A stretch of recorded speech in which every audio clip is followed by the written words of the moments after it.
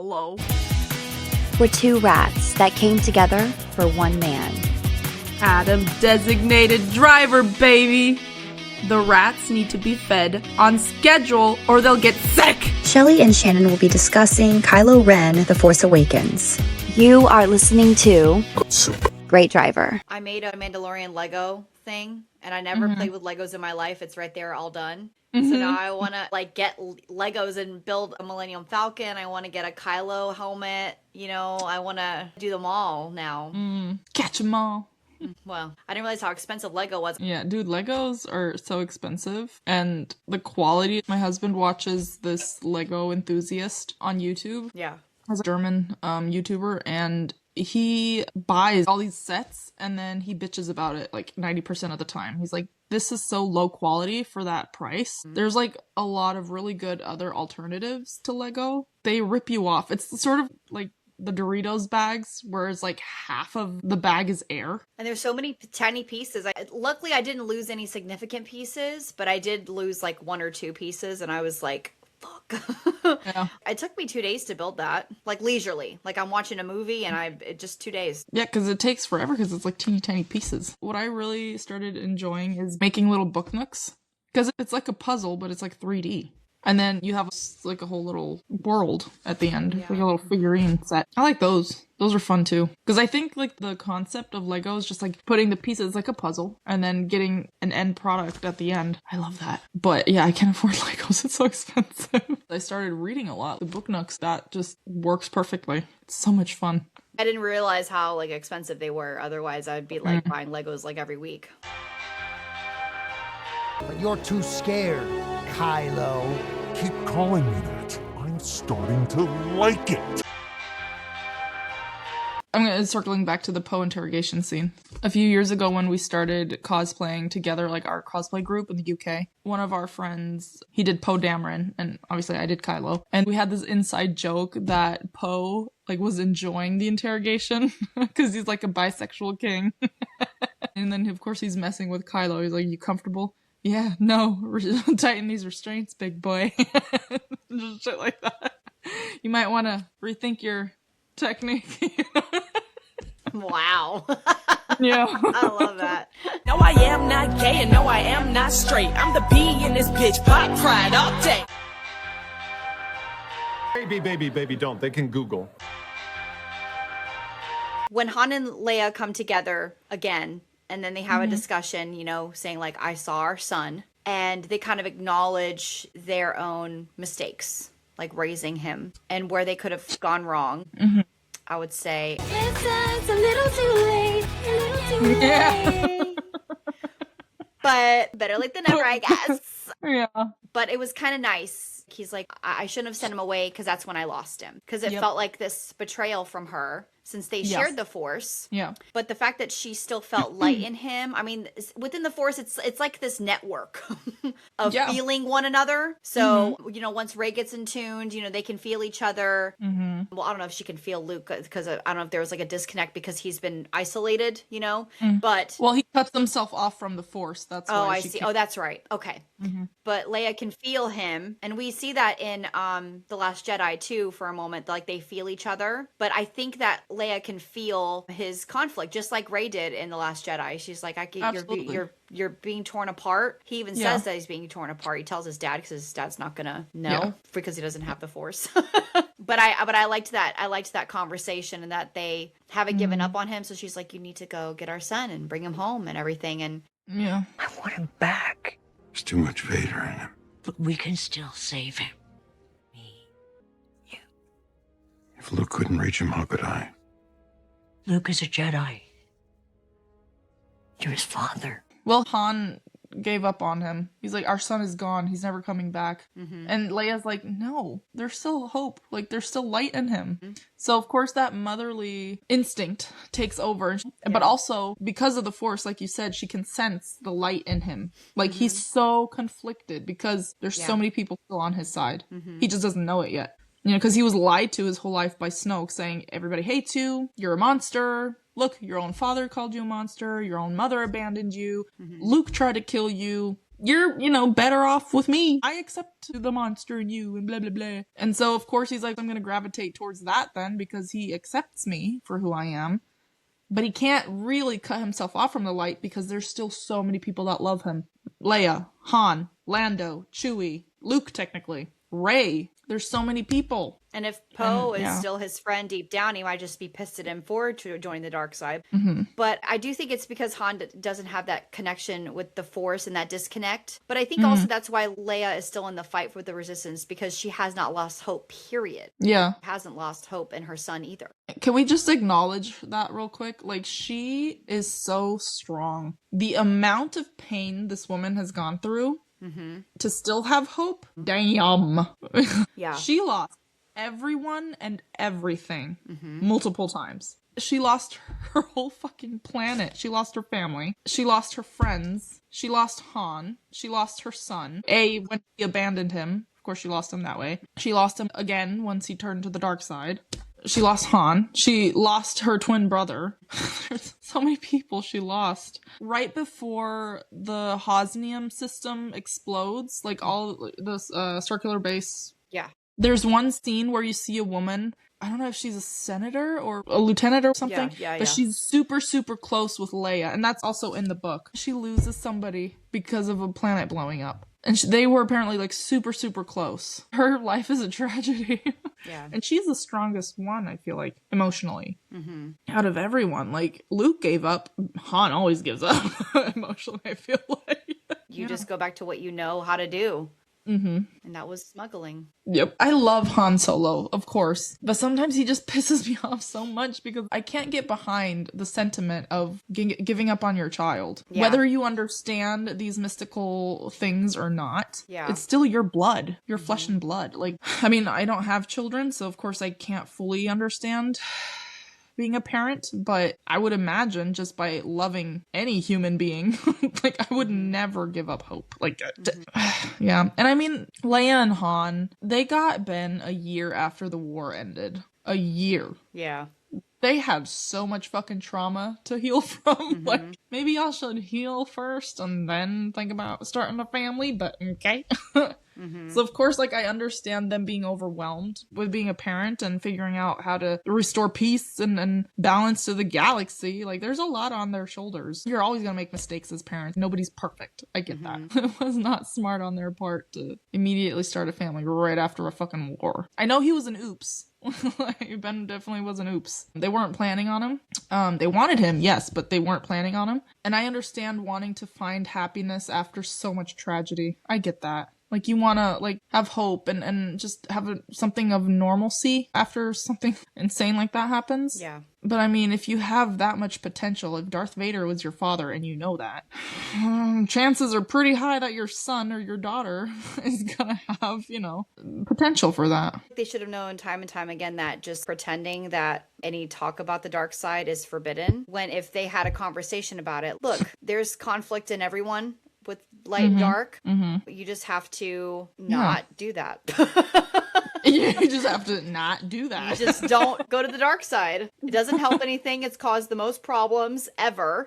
We know that there's the Jedi and all that are very contradictive just as much as the Sith, and I feel like Rey understands that later. Kylo understands and learns that as well. But if you had to pick, you know, dark side, definitely the light. I'm just kidding.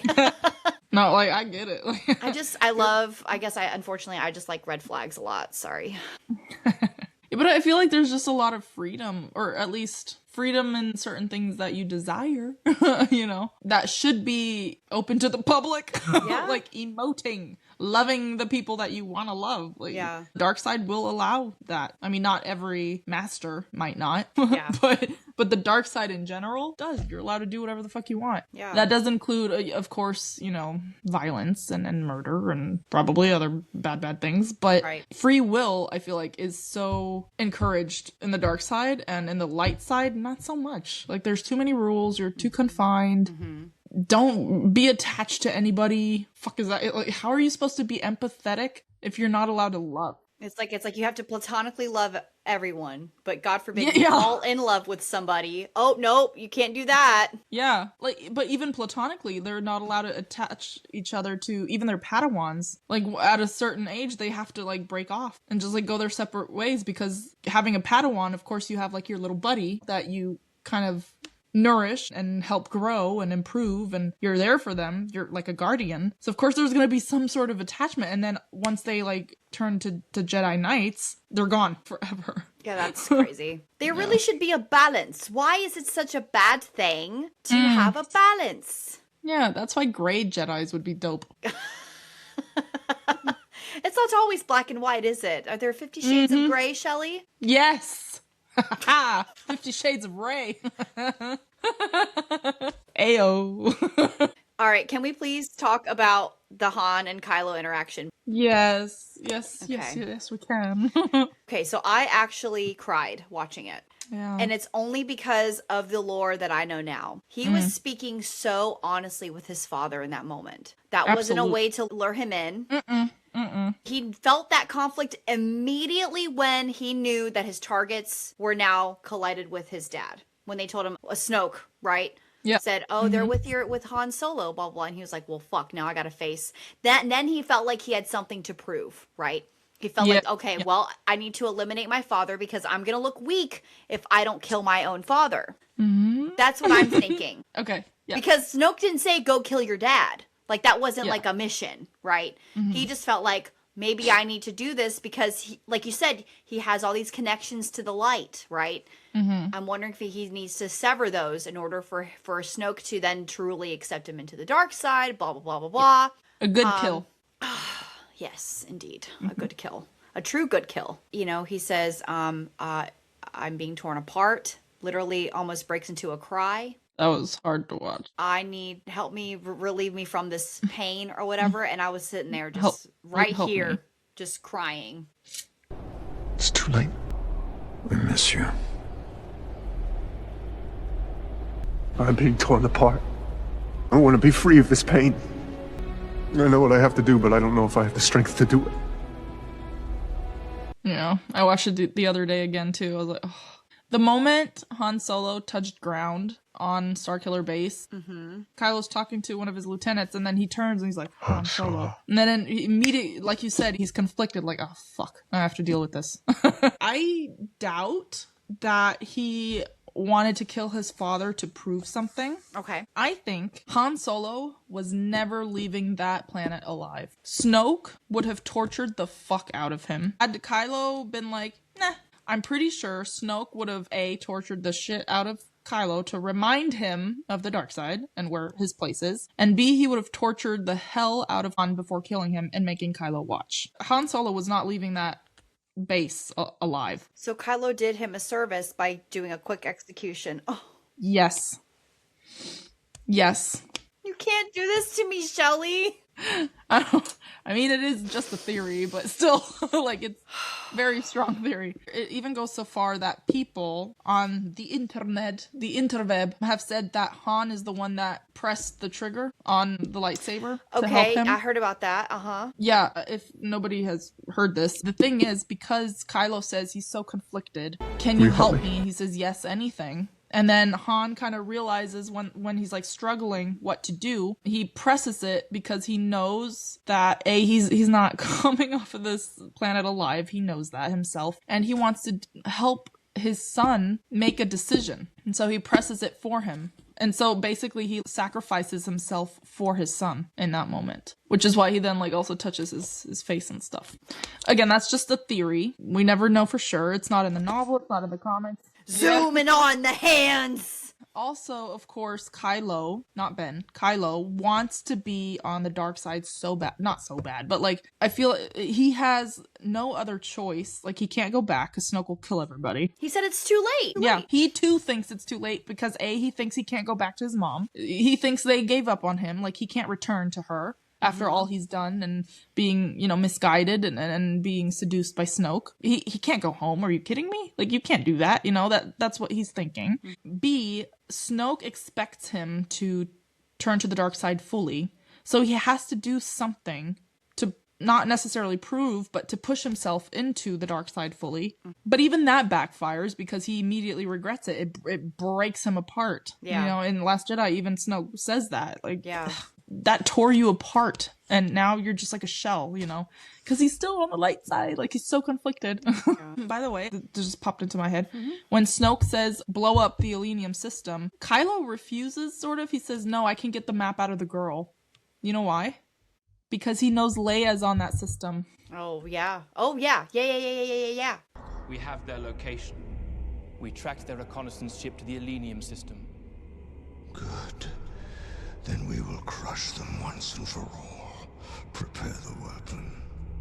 Supreme Leader, I can get the map from the girl.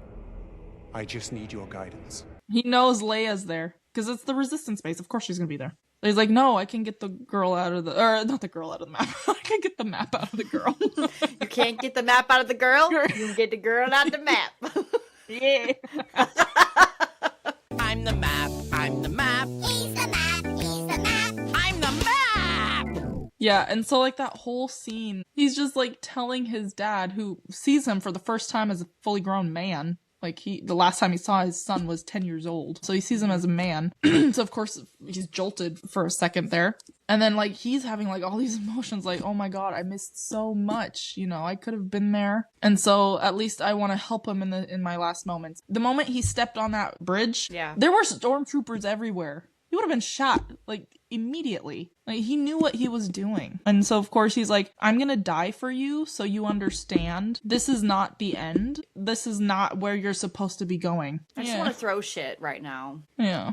Kylo saying thank you. People have came up with the theory of him pressing the thing, and that's why Kylo says thank you, but I think it's because Han, you know, allowed Kylo to, like, impale him, to help him to the dark side, and that's why he says thank you. Thank you for letting me, like, let go of the light side so I'm not conflicted and I'm not being torn apart again. But even though he still is, like, there's too much light still in him for him to fully immerse himself into the dark side. So, like, he doesn't know it's gonna backfire, but he thinks if I do this, the pain's gonna go away, because at least then I'll be on the dark side. I won't be tugged, you know, from the other side. Which, this side, it's too late for me anyway. I can't go back to my mom. But that's exactly what she wants. That's the only thing she wants. Exactly. He is all that she has left. And she feels Han's death. She feels it. Yeah.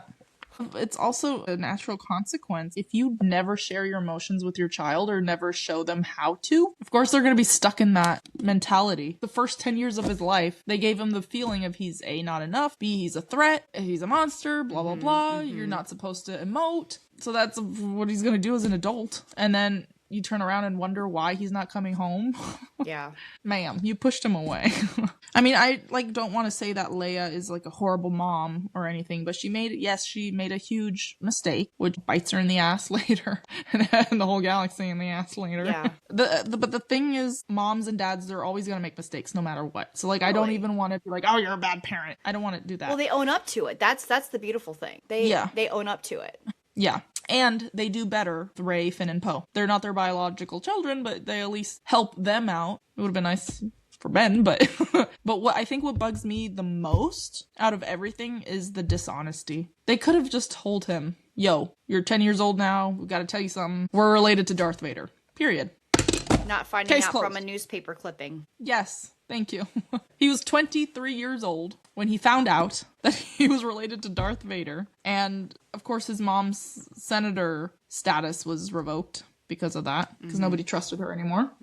And then everybody at the temple is afraid of him because, oh my god, he has this affiliation. You know, he has these tendencies. The puzzle pieces are, you know, coming together. He's a bad person because he's related to Darth Vader. Yeah, and Luke also knew this information. His fucking uncle also didn't share it. Yeah, Literally like been there there were this whole time. so many moments. Yeah, like it's his dad too. Darth Vader's his dad too. Fuck yeah. It's almost as if they spoke about it, then it would influence it, but in fact, it hindered it. Yeah. It's like it's the Voldemort. We don't talk about the dark side. And if there's any influence of the dark side in the family, we don't fucking talk about it. But it's like, you actually do need to talk about it because then they're aware and then they have more of an understanding. Exactly. So that's what I'm most pissed about. The lack of honesty.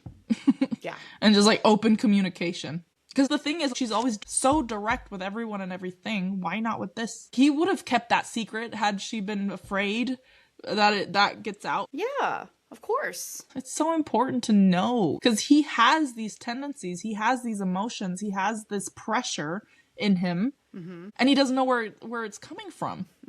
That would have helped a lot to be able to identify what it is that's hurting him so that he can counteract. This is why, like, for them to just kind of kill him off instead of, like, having him actually return to the light. Yes. And watch that journey, because you've never been able to see someone who was in the dark side redeemed to the light to actually survive it. It's like their only good deed left is to sacrifice themselves, because obviously murder things very hard, if impossible to redeem. However, in that world, it's because the dark side had consumed them or taken over them. So when you come back to the light, you know, it's a way to rebuild. And imagine coming back to the resistance, him, make reparations, and that would have been a far more interesting story than to be, not saying that the sacrifice wasn't sweet and he'd rather see her live than himself, but it's just a better story. Yeah. To break into that and see what that would have been like. For sure. Not just mad because he's our favorite character, but it also like what it represents. He is the personification of mental well-being or bad mental health. Yeah, so it's like, is that what we deserve? Like if we're in a bad place and we're conflicted and we just have to just... Yeah, there's no hope for us anyway. The whole message, all three movies, no one's ever really gone. There's always hope. The light side will conquer. Then why does he have to die? The message I got, like every struggle that I had, and of course this was during a pretty bad time in my life as well. And, like the message for me was like all of my struggles, everything that I was like dealing through, I'm not worth it anyway in the end. Because like that's what the subliminal messaging is. And also like people saying, oh, he's a murderer. So is Poe Dameron. So is Rey. So is Leia. So is Luke. Everybody murdered somebody at some point. They blew up the fucking Starkiller base. They blew up the fucking, what's it called? The Death Star. There were innocent people on there. There were children on there. It's like, what is the intention of the kill? Like, what is the motivation of the kill? Oh, well, it's redeemed because we're fighting the bad guys. I think what I really liked, too, was when the second time he goes to see Snoke and he has the mask off. There is so much light and energy and inspiration of what he saw in that 1 millisecond of Rey getting into his head. Yeah. It's like this new motivation of like, oh, this is someone discovering the Force in front of me. Yeah. I could mold this mind. I could do this. I'm sure there's more in the book about like, you know, his dreams and visions of her. But at this point, he's not sure it's her. But as far as just finding something new besides his motivation to get Luke, we know that's the mission. To get Luke. Yeah. So, yeah. But he's like also so desperate for emotional connection, like, or human connection. Yeah. So, I mean, obviously so is Rey. Like, that's her big thing, like her being lonely. Yeah. And so is he. Yeah. And so, like, he sees something in her that he's like, oh, wait a minute, seems familiar. He feels inspired by her. Immediately. Yeah. Like, I need to read this too. Snoke? Wait. This ugly ass. Sorry. Wrinkly ballsack bastard. Yeah, here it is. Yeah. He says, the Supreme Leader's voice was flat. You have compassion for her. Does he say that in the movie? I don't remember. I don't think he does, huh? No, I don't remember him saying that. Yeah, there's a lot of like processing silence. Yeah. Yeah, in the movie I feel like it's more focused on him kind of justifying why he wasn't able to mind probe her properly. Right. And like why she was resistant. Yeah. You know? But in the book, Snoke calls out that he has compassion for her. He switches up so fast. So the Supreme Leader's voice was flat. You have compassion for her. And then Kylo says, no, never. Compassion for an enemy of the Order. It's like immediately like no. And then Snoke says, I perceive the problem, Snoke intoned. It isn't her strength that is making you fail. It's your weakness. The rebuke hurt, but Ren didn't show it. Where's the droid? So Rey is part of his weakness because he's so lonely too. He's conflicted because of the light side. So that's what Snoke perceives is Ren's weakness is him being conflicted and still having ties to the light side. And he sees like another attachment to Rey to the light side, which then makes her his weakness. Like it's Ben Solo's strength, but Kylo Ren's weakness. Snoke immediately catches on that and he's like, huh, wait a damn minute. Haven't seen you this happy since ever. No. Yeah. For what, 6 years he's in the Order? Yeah. 6 fucking years having nobody to, like, lean on. His Knights of Ren are just his knights. You know, like, I would not call them friends. Like, obviously, in Tros, they try to kill him. Snoke doesn't want him to form any other attachment either, because that could remind him of the light side. And it's, like, so fragile because the light side is so strong in Ben that Snoke is so desperate to cut him off of every single attachment or every single form of positivity that could somewhat bring him back. The dark side in Ben is so fickle, clearly because he's so easily re-seduced to the light side. You know what I mean? He's like, so easy. He's not meant to be a villain. That's why, like, whenever people are like, oh, he's such a bad villain, he's such a bad character, I'm like, that's the point. He's not supposed to be a good villain. Yes! Nailed it, finally! This is one thing that we also find out in the novel. Kylo, the way he speaks, he's super smart. The way he expresses himself is politician level. I mean, he is somewhat of a politician, I guess, if you want to think about it. But he's just so eloquent. Like, whether he's talking to Poe or Hux or Rey, I'm just like, damn. And then he's like so sassy, and like the Solo comes back. Well, I mean, look who his mom is, you know? True. Yeah. As a senator, you know, there's a way to diplomacy that I guess you kind of acquire secondhand as a kid. And I mean, he is a high-ranking, he's not a high-ranking officer, but it's so weird because, like, his role in the First Order, he's not a superior officer. He's like a separate entity, but he's still on that level of Hux. But technically, he has no right to dictate or give orders, I guess. Because, like, that's what also, like, what I've read in the book is, like, technically he's not allowed to, like, command battalions or the units, but nobody would dare to, like, disagree or just not follow his orders because, like, oh, he's Kylo Ren, you know, he's a Force user. Yeah. Well, he is there to lead if Hux isn't. Like, he was giving orders like, okay, well, what do we do with the villagers? And what do we do with this? You know, like, he is giving orders to them. Yeah. It's and like I guess gave him like the sweet spot of a role or something. Yeah. Like, he's not in the ranks, but he's still very high ranking. And his title is Commander Ren. He is a commander. Yeah, Commander Ren. Which is so above General. No, it's under. It is? Commander is under General. General is the highest. I don't like that. I don't like that he's under Hux. But because... Okay, I didn't mean to like that time either. You're right. Kylo is in a bottom. You're right. Absolutely. Yeah, no. He's a switch, if anything.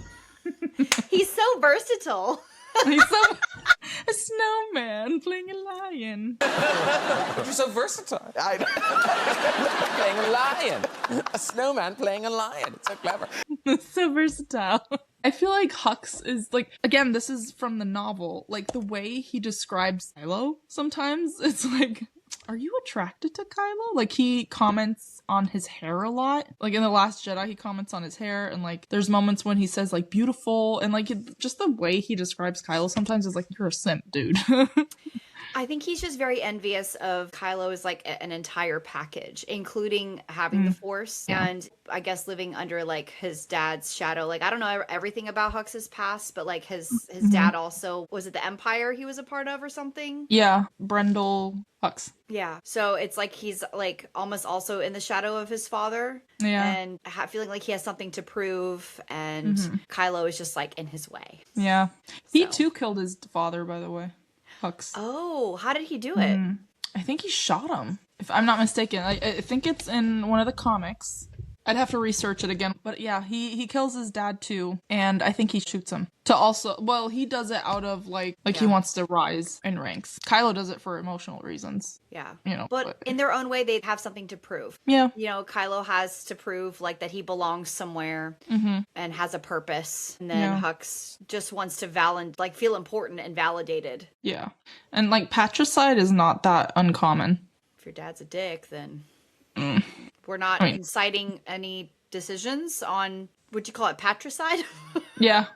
We're not encouraging We're not this endorsing behavior. anything. However, not that Han Solo was a bad person. We could probably agree that he was probably not the best father all the time, and Leo probably wasn't the best mother, and they made mistakes. I don't want to jump around, but I do want to talk about when he does kill Han. Yes, there's a lot to unpack for that. It wasn't just the pressure to kill Han Solo, but to kill Harrison Ford on on film.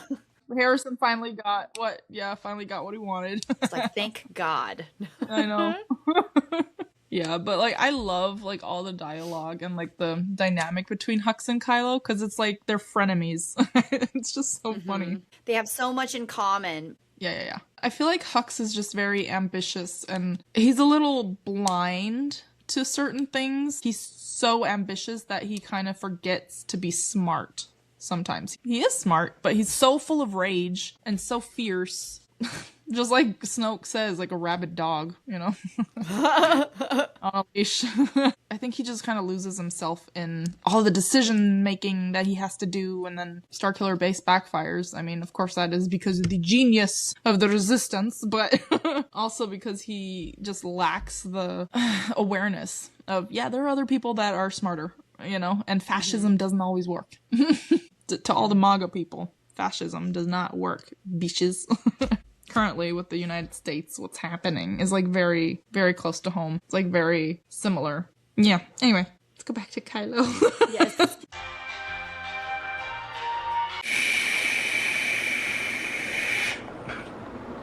Like that. People calling Rey a Mary Sue.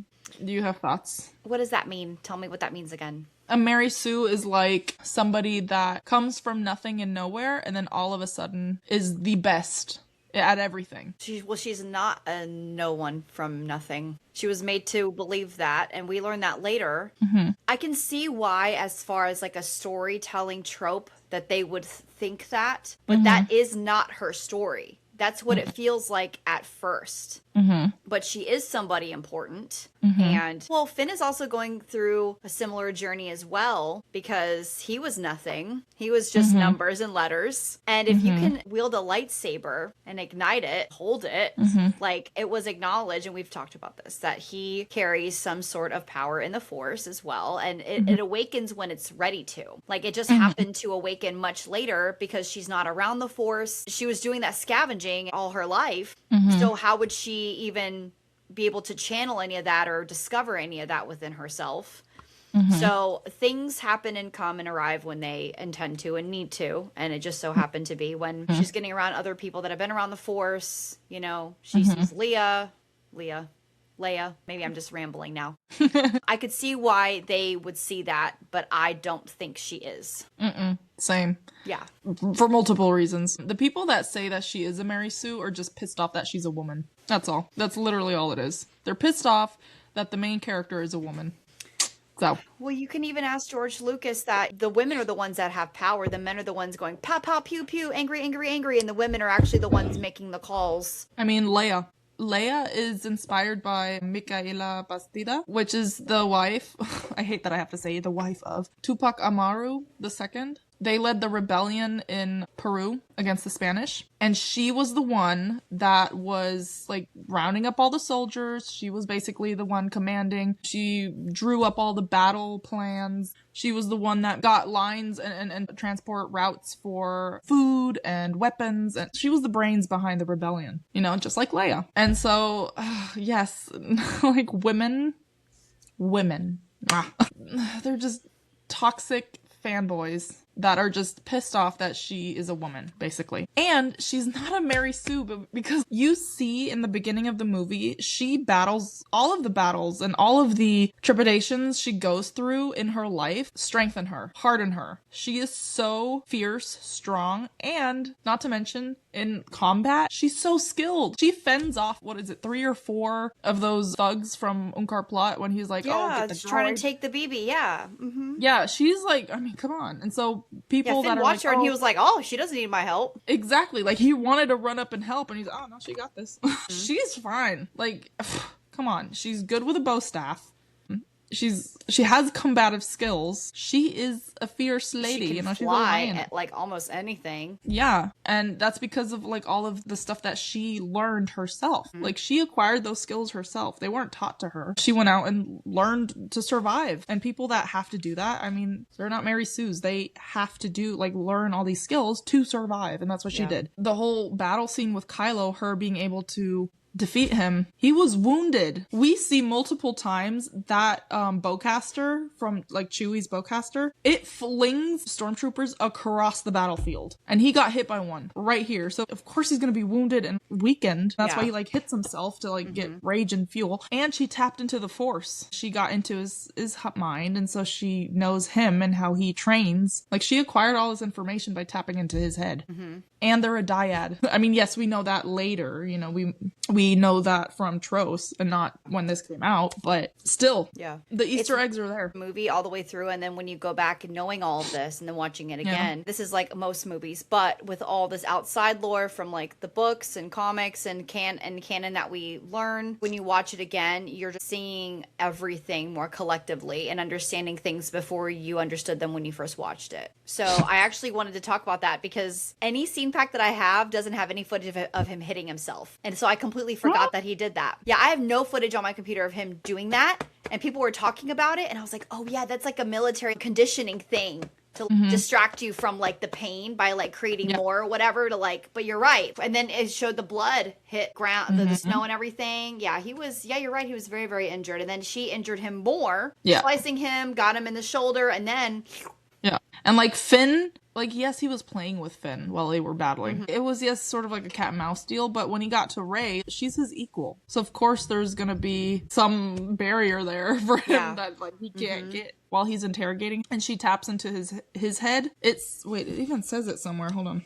Here it is. Okay. She knew that trying to resist him physically would not only be useless, but would likely result in unpleasantness of a kind she preferred not to imagine. So she remained motionless and silent, her arms at her sides, and his hand rose toward her face. He touched her again, as he had in the Force on Takadana, and hesitated. What was that? Something there. Something unexpected. As she strained to resist the probe, he pushed into her, brushing aside her awkward attempts to keep him out. While he investigated her mind, he spoke softly. And then he's like, you've been so lonely, blah, blah, blah, tears streaming down her face.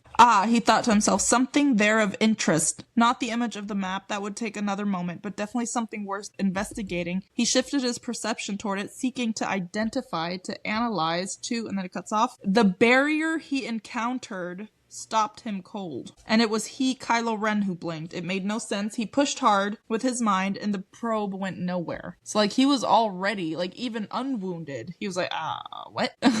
He hadn't met anyone that was his match. Exactly. Yeah. He's always been stronger than everybody. Yeah. Wow, what an ego. Yeah, I know. Anybody. He's the golden child. Even before she even knew anything and like tapped into his head, like there was a barrier there that he couldn't pass, Well, it's interesting too, because when he was getting into her mind, she's learning as he's doing it. So then she does it back. But the thing is Kylo doesn't really have to worry about people probing his brain, really. So his defense wasn't even up. So I would say she just went in there. And the fact that was his first thing that she found. The first thing he found was that she was lonely, wanting to go back to Jakku. And then, I'm not going to be good enough as Darth Vader. That's like his main first big thought that she finds. Yeah. Not like I have to go pee or, I got a wedgie or... No, it's the biggest fucking secret in his head. I got a wedgie from crouching down and staring at you for 30 minutes. I know, he didn't stand up and go, ugh. Or, because like you said last time, he goes commando. Exactly. He can't have a wedgie. He goes You're commando. right. Commander goes commando. When he is like having that anything else moment, he is so sassy. Dude, like also like in the book, it's like so fucking sarcastic. He knows that Lieutenant, what is his name? Mitaka? Or the guy that, tells him the bad news. Yeah. That's also not completely in sync with the movie because he's like looking out into space and he's like, oh, let us marvel at the view, Lieutenant Mitaka or Mistaka or whatever his name is. He's just like, oh fuck, I have bad news. Oh fuck. And he just plays with everyone because he knows that their emotions. He senses that. He picks up on everything. He's like, oh, he's really scared of me right now. I wonder what they're going to say to me. Like he just senses it right away. So funny. It's just like, let's marvel at the view. It's like, what? Anything else? Yeah, anything else? That's so sassy. Like, that's such a Solo thing to do. I don't understand why people say he has tantrums. Because would you rather have him execute people or... like, thing is, like, it's not a tantrum. It's more of like a burst of energy that you have to get out because, I mean, come on, the dark side is fueled by rage, passion, pain, fury, and he's always calm. He's always like so collected and like reserved. Like you said, behind his mask, like there's no movement, there's no motion. Only sometimes with his voice. Yeah. He's always so motionless. Like when he's like crouching down watching Rey, there's no movement. Yeah. His emotions never shine through. The only person that probably picks up on that is Snoke. Because Snoke has known him for so long. Yeah. I think that makes him even more unpredictable because if you can't read a person, you never know what to expect. And it's like very, very intimidating and scary. Yeah. And then, of course, he has these outbursts because he's always bottled up, always so contained. Of course, you have to emote, especially when you're on the dark side. Like, there's so much that you're going through. Mm-hmm. Anakin killed a bunch of younglings, and no one's like, oh, that was a tantrum. You know what I mean? I fully understand. Like, even as a regular person, not on the dark side, sometimes you just have, like, a moment where you just have to let it out. Dark side is fueled by that, so of course he has to break shit. Yeah. It may not be wise to kill his entire rank every time he's feeling a lot of emotion, so he'd rather tear up a wall or something. I mean, I'm just trying to think of, like, he does turn around and then kind of not force choke him, but just like grab him. I think the tone changed there because a girl wasn't mentioned before, and he's just like, why the fuck didn't you tell me about this girl before? But they probably didn't know about Rey. They just knew about Finn and BB-8. What girl? I think he was also losing patience because everybody's scared of him. But he's like, just get it out. Like, give me the information that I need so I can go on this mission and retrieve the girl or the map. Yeah. I feel like he has very controlled outbursts, like rage outbursts. Like, he's not always killing shit. Well, like you said, his training before he left, like Luke, it wasn't fully done. So his inability to really control those emotions. Well, with the Jedi, you have to control your emotions, and then, well, you do in the dark side too. But it's more of like channeling in like the most powerful, unstable ones. Mm-hmm. But I remember you saying that too. So yeah.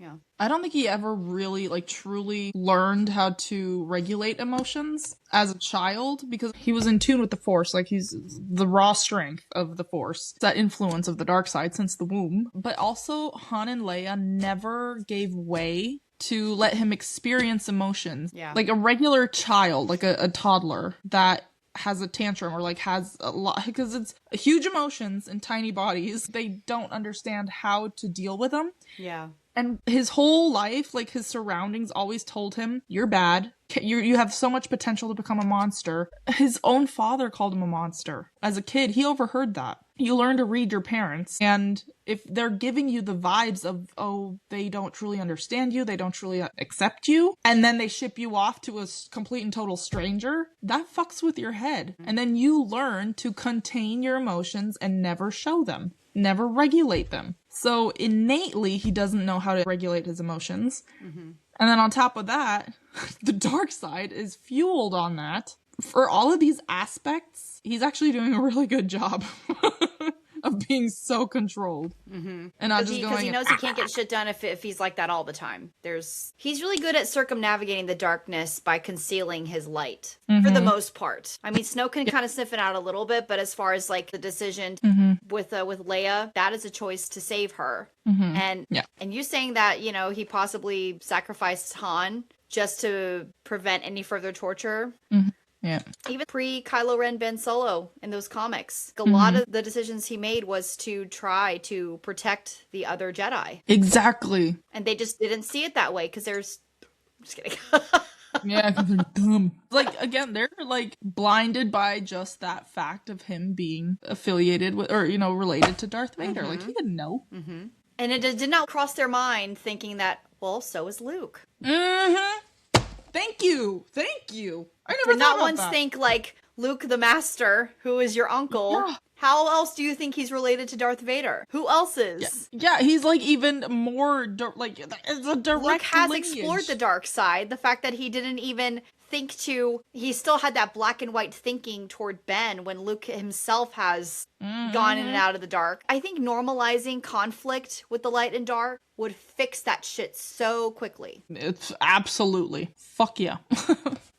Like, even in real life, I feel like you're allowed to have bad days. You're allowed to have a depression. You're allowed to have negative emotions. Yeah. you're allowed to regulate these emotions. And I feel like in our society, you're not allowed to do that. You gotta be quiet. You can't, like, be mad. You can't be sad. Like, you can't cry in public. Are you crazy? Like, we don't do that here. You know? That's another thing. Like, people pleasers, like, or ex-people pleasers. I'm trying to transition into not being a people pleaser. Yeah. But it's gonna hang over me or us forever, probably. It's just so hard to identify if you're being protective of yourself now or if you're going too far and being a dick, because you never knew where that line is, because there was never a line drawn, because you always had to be polite and nice to everybody else and not protect yourself. You were always taught to cater to everybody else, you know, so people perceive you as a good person, you know. Yeah. We don't want to make anybody uncomfortable, because that could be uncomfortable. Like, even now, I have a really hard time just being normal. Like, talking to you like this. Normal. Because I'm so 100% comfortable with you. That's why I'm, like, not always like, you know, like, at work.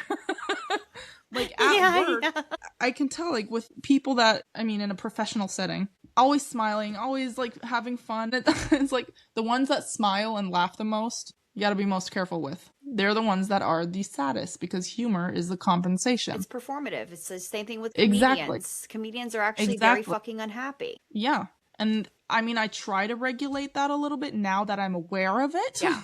Yeah. But still, I can't switch it off completely. And in settings with strangers, it's like so hard to just be neutral. Just to, if I'm having a bad day, it's okay to show that. Like, you're allowed I force myself to do that, and then if I feel like being happy, and then I'll do it, but I can't force it. Yeah. It literally just, like, it hurts to put that on like that. Yeah. And then once you're, like, natural, just, like, you know, talking in a regular voice, people will ask, what's wrong? Oh, nothing. No, everything's okay. And then they'll be mad for my reaction of everything's fine. And then you have to overcompensate and say, no, everything's fine. Everything's great. And then you're back to smiling, even though maybe you just don't want to fucking smile that day, or just, like, talk regularly like this. And then, are you okay? What's wrong? What's wrong? Are you okay? Sometimes when you, like, finally then do identify your feelings, you just maybe don't want to talk about it, especially in, like, a setting where there's multiple people that it's none of their business. For me, my mom, like, she's not malicious whatsoever, but for her, it's hard for her to not talk about things immediately. But sometimes it's just like, wrong situation, wrong context. Like, she wants to know immediately, but maybe it's not good for the person that's hurting at the moment. You know? Yeah. Especially if there's other people around. Like, maybe I don't want to talk about that. It's nobody else's business right now. And maybe I'm just not even ready emotionally to talk about certain things. Yeah. That's not understood. Not really. My dad's better with that. Like, he knows if I need something, if I need to talk about something, I'll come to him. Yeah. He won't draw it out of me. Yeah. My mom, she'll like, me, and it's like, so therefore I learned for myself, to recede. Yeah. To become a recluse and not talk about shit. And then you get scolded for not talking about shit that you don't want to talk about. Like, huh?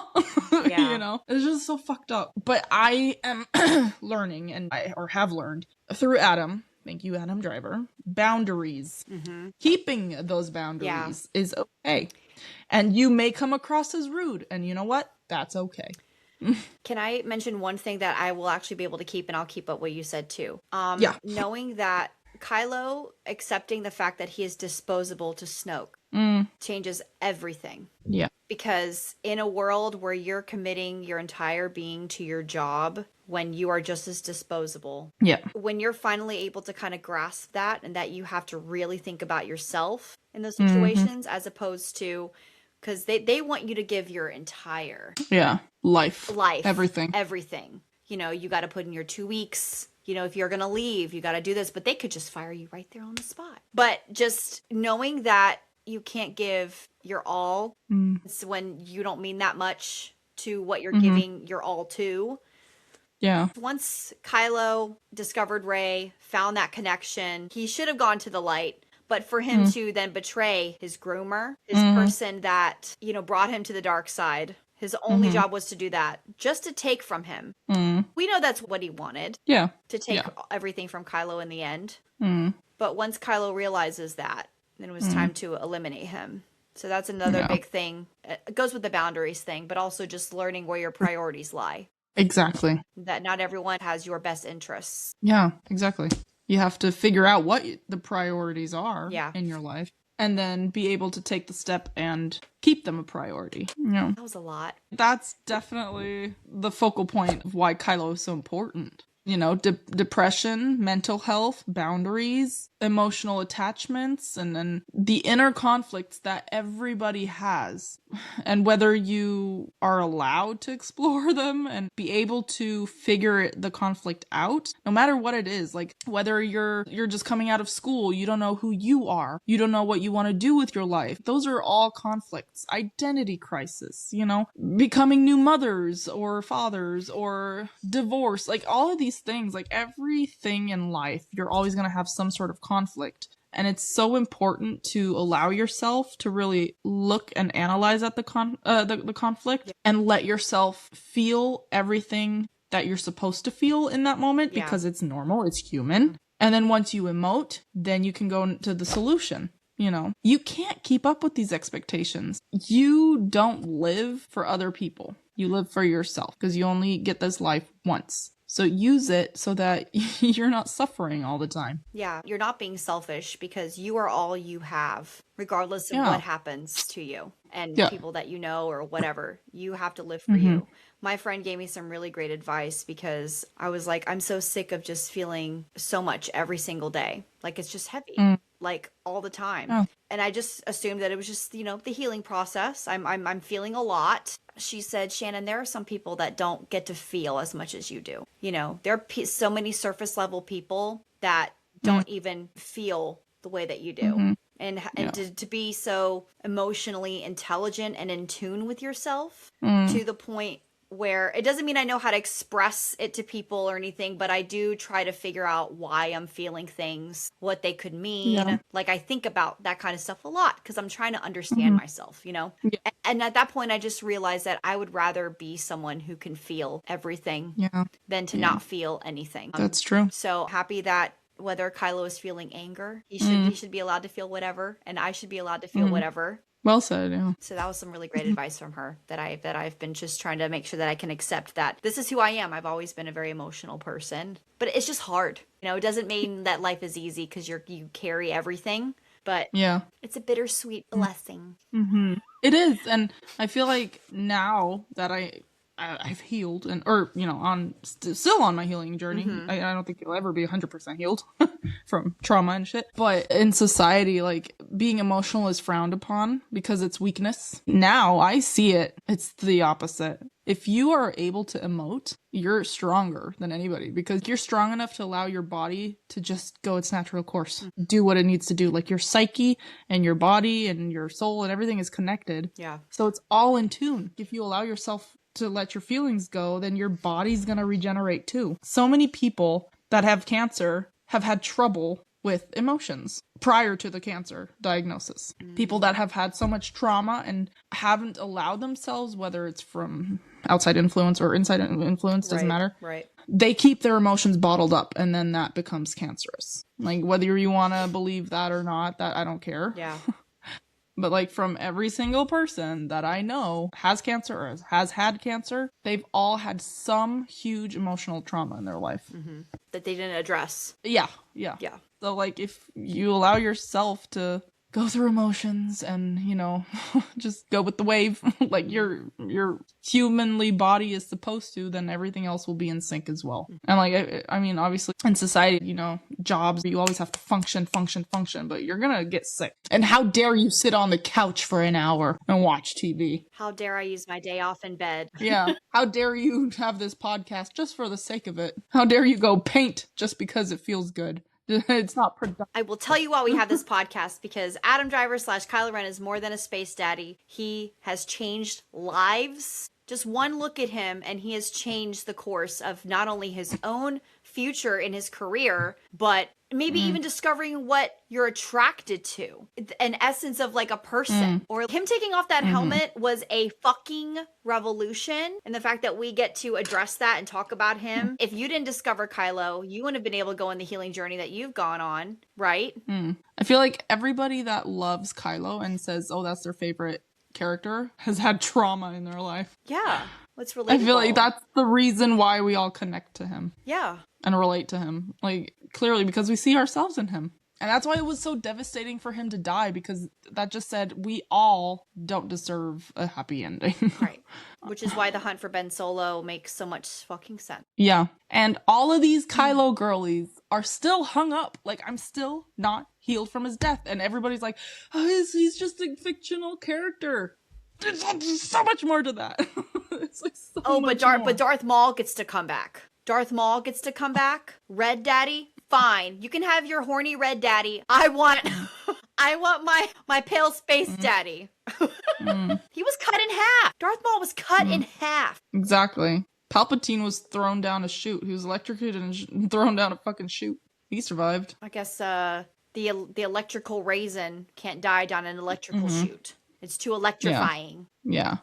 And like, I get it when people say, oh, the coming back to life trope it's too much at some point. Yeah, well, maybe you should just like pick and choose the correct characters that you apply that trope to.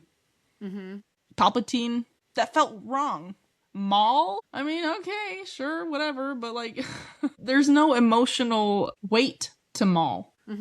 There was no emotional weight to fucking Palpatine. It's almost like they want to say, like, evil can't die. Yeah. You know, true evil can't die, but actual goodness can or something.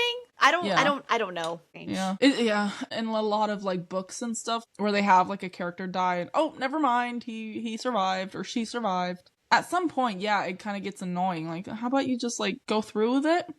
But maybe with characters that aren't so important and have so much emotional weight. So many people I know are to this day heartbroken. And of course we had our theory, you know, because of the hunt for Ben Solo. Like, I had this theory since 2020 that they wanted to keep people attached to the character emotionally. So it's not forgotten, to bring him back and to continue the saga, you know. I really hope that this hunt for Ben Solo revolution that we've started, because now with that small little update, Soderbergh and Adam were fucking pissed because they worked for free for 2 years to develop this.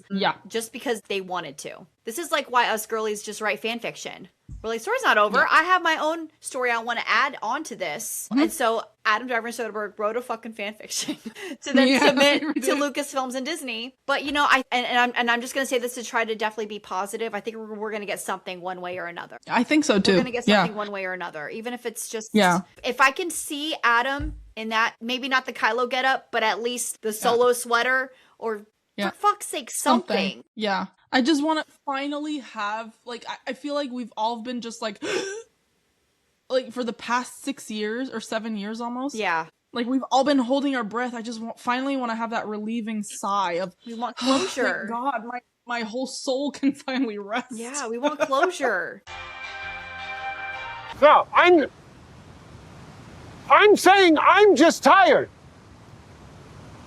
I'm just tired. Rey's vision. Can we talk about that? Yeah, when she was at Maz's place. Takodana. Yeah. Yeah. Maz's castle? Or I said temple? Maz, and you're like Maz. I'm like, oh yeah, it's Maz. Maz Kanata or Maz Kanata? I don't know. I think it's Maz. I think I remember. Okay. That's how Han said it. Solo? What is she doing? I don't know, but whatever it is, it ain't good. With her little... Yeah. I want to read Rey's vision from the book just because there's like so much information. Like new information. So basically, she touches the saber and then she gets the vision and it shows her the past, the present, and the future.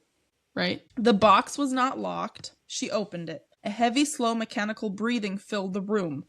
Probably Vader. Turning, she found herself looking down an impressive hallway, its architecture reminiscent of the old empire. Peering farther, she saw in the distance a section of the famed Cloud City. Two figures were locked in combat, distant.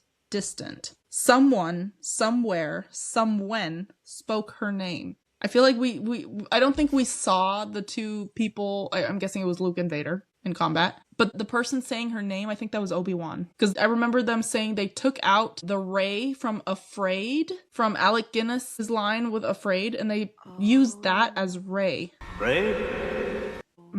So that was like the original Obi-Wan voice saying Rey. Hello, wreathed in the irrationality of the moment, she called hopefully, but received no answer. A boy appeared at the end of the hallway. She started toward him, and the world turned inside out, causing her to trip and fall.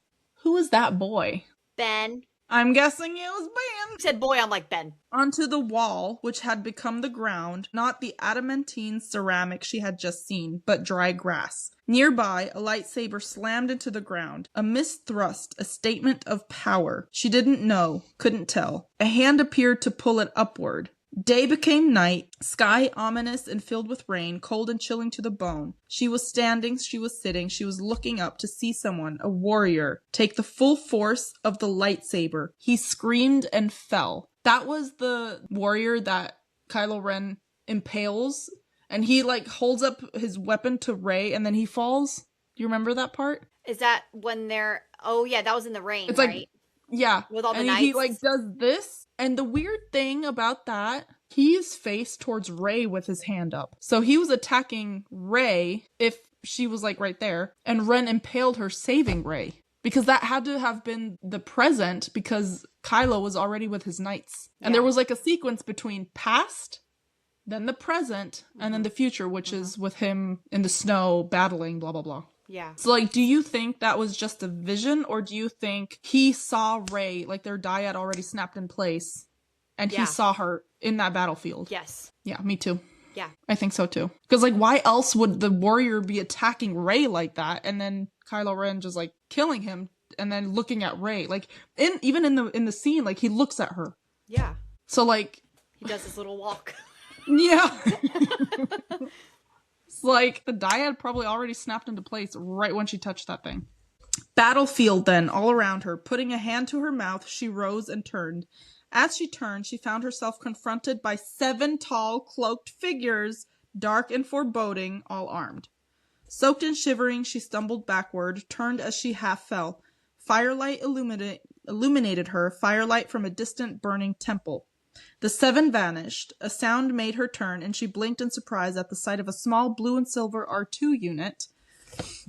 A new figure appeared. Falling to his knees, he reached out to the droid with an artifice of an arm, metal and plastics and other materials with which she was not familiar. She blinked and both were gone. Around her now, barren snowy woods, the sounds of unknown forest creatures, and a conviction that she must be losing her mind. Once more she climbed to her feet, her chilled breath preceding her. From in front of her, not far away, came the sounds of battles, the cries of the wounded and the clashing of weapons. Then behind her, another voice. And now this is new. This is not in the movie. That voice. As like cursive, that voice. Stay here. I'll come back for you. She whirled, glazed, eyes desperately scanning the dark gaps between the slender trees, trying to penetrate the darkness. Where are you? She started running toward the voice. I'll come back, sweetheart. I promise. I'm here. Right here. Where are you? No response. She started forward again, running, only to be brought to a sudden halt by a figure appearing without warning from behind a tree, which is Kylo. Screamed and screamed again and fell backward, sitting down hard in, and then it cuts off. That voice, do you think that was Kylo or Ben? A lot of people were like, in the beginning when it came out, people were like, oh, that has to have been like her parents. That voice. We'll come back, or I'll come back. I'll come back for you, sweetheart. I promise. If it were her parents, they would have said we, right? Like, we will come back for you. It feels too early. Well, I don't think Kylo... Is that supposed to be... That's from the past, though, right? Or is that the future one? I mean, it takes place in the future because then all of a sudden Kylo pops out. Maybe it's one of the parents? I don't know. We've never seen Kylo address her in that way. I'm assuming that it's Ben Solo from the future. Like a redeemed Ben Solo saying that. Mm-hmm. Not Kylo. Kylo wouldn't say that. Yeah. I think it's like a redeemed Ben Solo. Because it's odd that it says that voice and not a female voice, a male voice. Yeah. Where you were like, okay, that could have, maybe that's like one of her parents. If it's a female voice, like it's her mom. If it's a male voice, it's probably her dad. Because at the time she doesn't know who that voice belongs to. But yeah. It's just a voice that she has heard before. What was the line again? I'll come back, sweetheart, I promise. It says I'll come back, not for you. The first one, okay, that voice, stay here, I'll come back for you. And then the second time it says, I'll come back, sweetheart, I promise. Does that mean Ben Solo is coming back? That's what I'm fucking saying. If you think that it's Ben Solo, then why would he say he's coming back? Why would Disney / Lucasfilm publish this for him to say that? Exactly. If that wasn't the plan. Yeah. And again, no one's ever really gone. He said in the book, I'll always be with you. Mm-hmm. But that doesn't mean he's coming back. Why would he say that? You know what I mean? I don't know. Yeah. Yes, it could be the parents, but it just doesn't seem quite right. In 2015 or 16, when that happened, okay, sure, maybe her parents, because, like, that's all you knew. Like, we didn't know that there was a dyad trope going on. Like, we didn't know that they were connected. Mm-hmm. I mean, the only thing that we saw, like, the first thing where I went, like, huh? Is when he, like, bridal carried her up the ramp. Like, why the fuck didn't he have, like, one of his troopers carry her up into his ship? Like, that's weird. He's having visions of her, too. Exactly. And... Okay, Dr. Shelley, let's go. Yes. He says when they are battling on Starkiller Base in the forest, he looks at her and she, like, gets the lightsaber. He says, it is you. Not it is you. It is you. It's like confirmation. Yes. Page 170? No. You and your gibberish today. I know.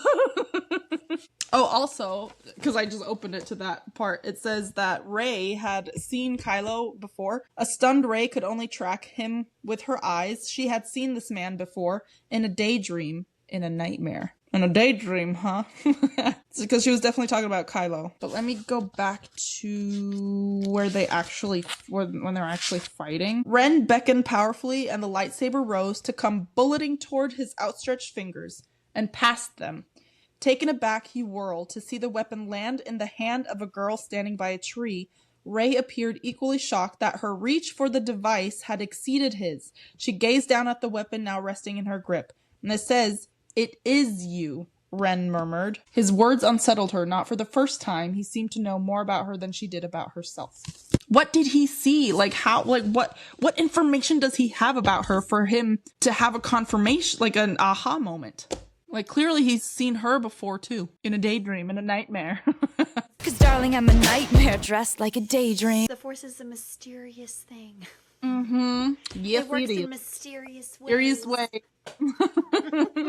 I don't know. There's just so many things that point to the dyad trope already being a thing. And I mean, if J.J. Abrams directed both movies, like, oh wait, no, Ryan did the dyad. He introduced the dyad thing, huh? Well, like, the connection, but J.J.